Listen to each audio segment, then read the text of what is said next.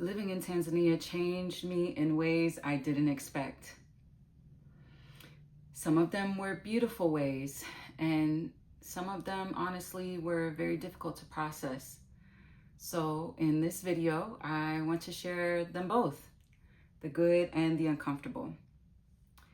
First things first, if you're new here, my name is Yahaira, and you're tuning into Kin and Soil. First of all, I recognize that just the act of traveling alone is a huge privilege.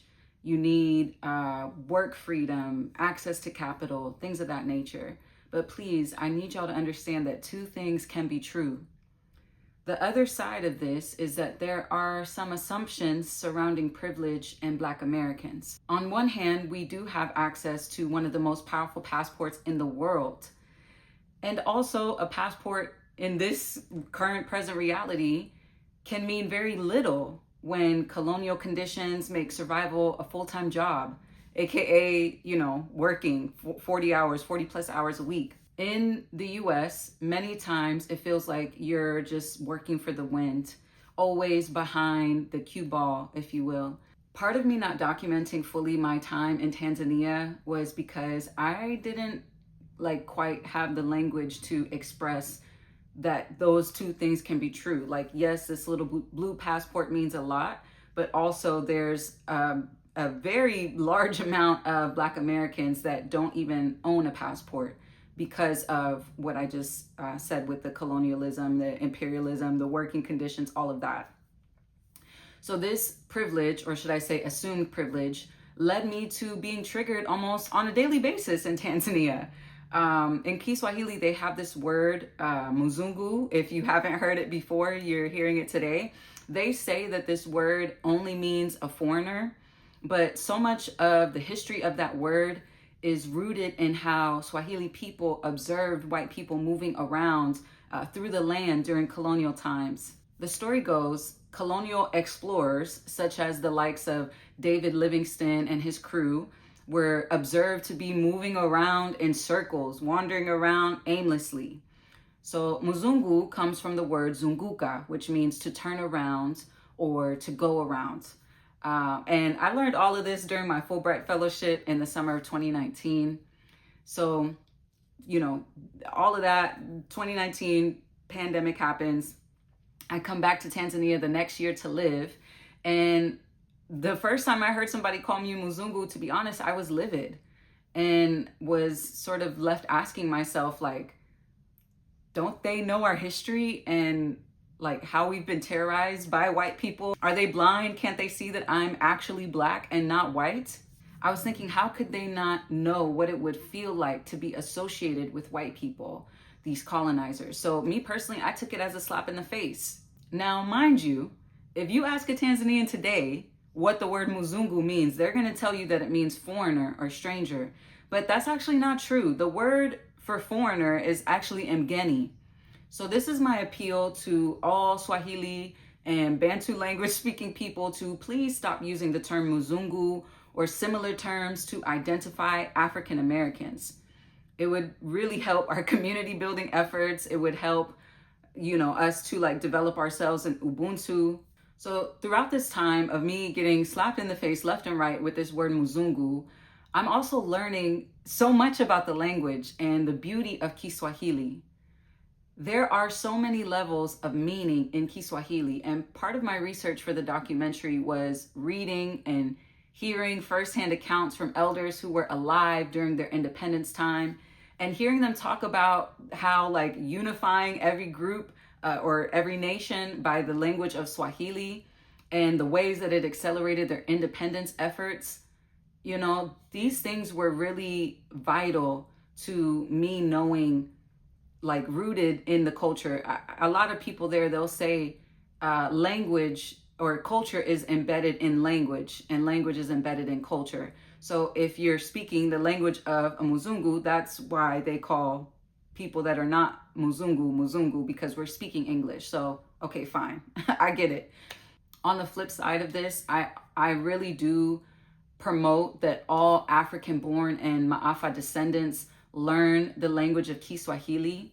To be honest, any Bantu language will do, but I like Kiswahili because it's easy to learn and the words are actually spelled like they sound. I have also learned since then that there are so many words in Spanish that are actually borrowed from Kiswahili.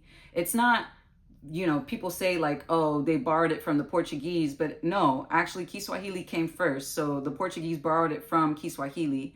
But I'll get into later videos on that. Just so that you know, just to wrap it up here, everything that you know came from Bantu peoples, believe that. Along with learning the language, I observed my body when all cylinders were firing at optimal levels.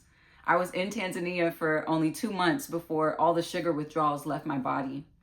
After that, I started to crave things like heavy, like I was pregnant. First, it was the peanuts, then it was soursop, then it was matembele, which is like a sweet potato leaf stew. Then it was magimbi, which is a taro root stew. And we have something very similar to what we call malanga in the Caribbean. Then I started craving uyoga, which are mushrooms, and they do oyster mushrooms really good out there. They grow oyster mushrooms really good out there. This took another 3 months for my body to feel like it had finally had its fill of nutrients from the time that I got there to just 3 months later. So then it was the nyama choma. Okay, nyama choma means like roasted meat. In the States, I was plant-based, and partially this was because I see ITAL living as the best way of life, but also because the quality of meat in the US is poisonous at best. Like legitimately. I knew it was downhill when the Impossible Burger hit the streets. What was that, like back in 2016? I ate one time and I thought to myself, like, man, did I just eat another human being? Because it was making me feel like really weird. But anyway, I digress. So when I get to Tanzania, the culture felt very familiar, at least like the barbecue culture, the nyama choma culture. It reminded me of similar to like the barbecue culture that we have here in Texas. And I could visibly see the goats with my own eyes that were on the grill. So I allowed myself to be fully immersed in this craving of meat, I guess. My body needed like more protein or something. I think what many people don't understand about the Americas, particularly in the US, is that the majority of the food that we have here is imported. And once it gets to our grocery shelves, most of the nutrients that are in the food, if there's any in the food, have been depleted. So for those that say that we have all these privileges in the US, sure. Okay, I'll give you that. But ask yourself, how far do you think that you can get in acquiring those privileges without having what your body needs to grow and maintain life? From my experience, I can tell you it's not very far. So do with that information what you will. I lived in Tanzania for about 4 years, with some time spent in between back in the States and in Panama, where my family's from. Would I go back to live in Tanzania? Only Mungu knows, only Yah knows.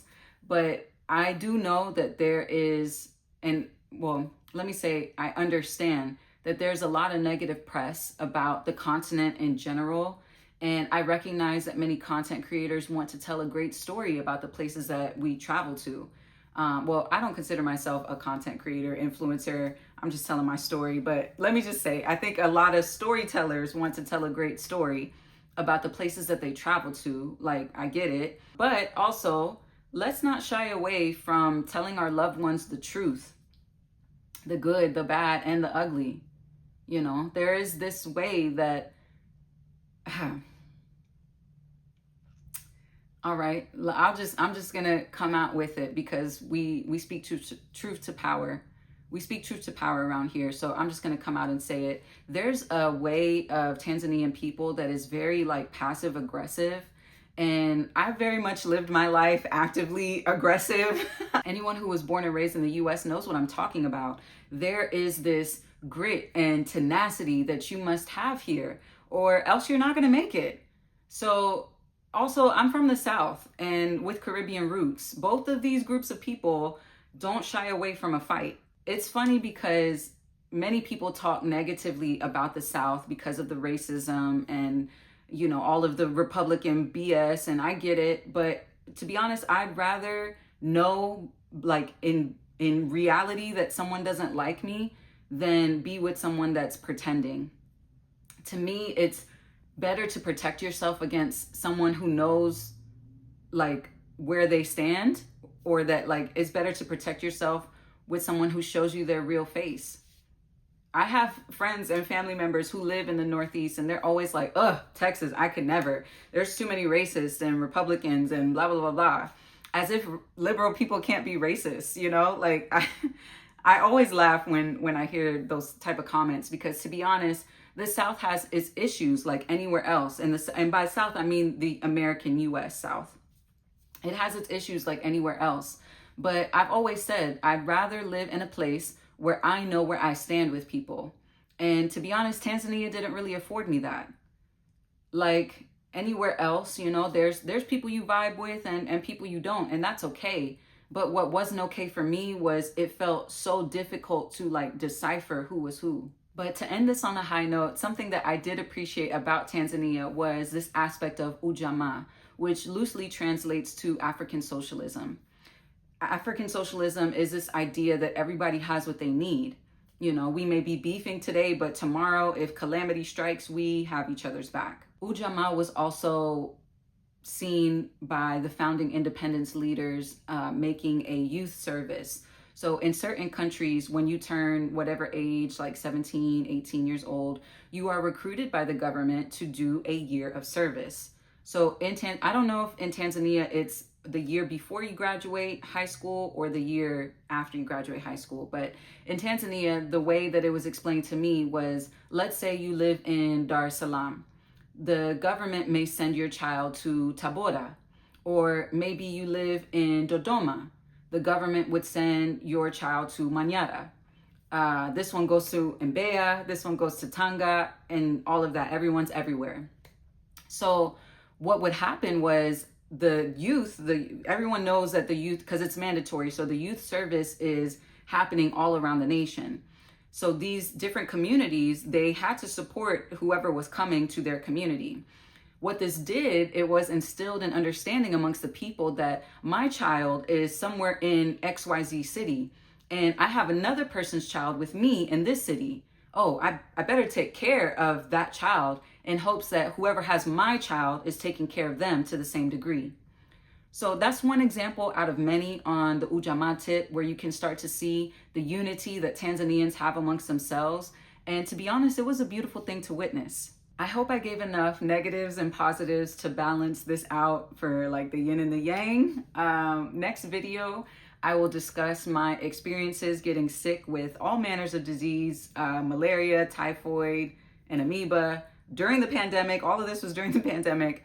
And I'm going to also talk about more details in regards to the Muslim patriarchal influences in the country. I'll also be talking about some of the processes I had in decolonizing my own mind, and some of the firsts that I had as far as like going to Mount Kilimanjaro, going to Zanzibar, seeing these different things.